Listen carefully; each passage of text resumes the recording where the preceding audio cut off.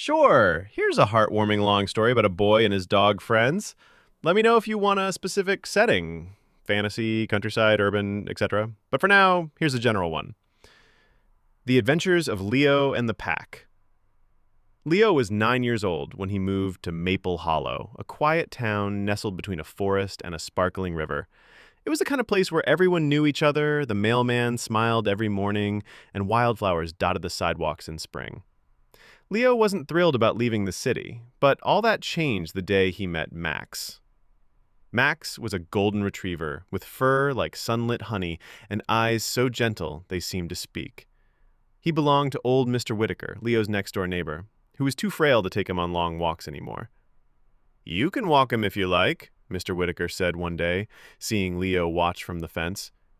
"He could use a friend. Maybe you could too." From the first walk, something clicked. Max trotted beside Leo like they'd known each other forever.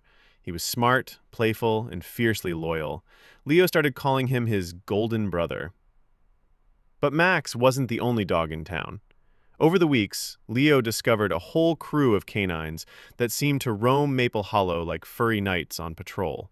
There was Sasha, the sleek black greyhound with a white star on her chest, who belonged to the librarian; Duke, the massive but gentle St. Bernard, who napped outside the bakery and always got free biscuits; and Scruff, a wiry little mutt with one floppy ear, who had no owner but everyone in town looked after him. Together, they became the Pack. Each day after school, Leo would whistle by the old maple tree, and one by one they'd appear. Max bounding from Mr. Whitaker's porch, Sasha gliding down the hill, Duke lumbering along like a bear, and Scruff skittering from who knew where with a bark and a wag. They'd head into the woods behind town where adventure waited in every rustling bush and babbling stream. They built a fort from branches and moss. They found a hidden pond with frogs that sang like flutes.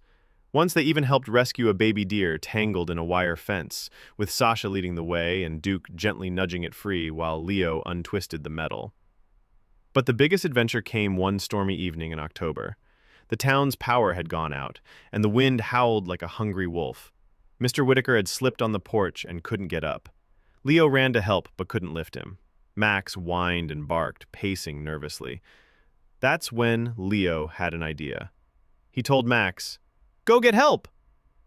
Max bolted into the storm, his golden coat aflash in the lightning. Minutes passed, then 30. Leo sat beside Mr. Whitaker, trying not to cry, when suddenly headlights appeared through the rain. It was Mrs. Lynn, the librarian, and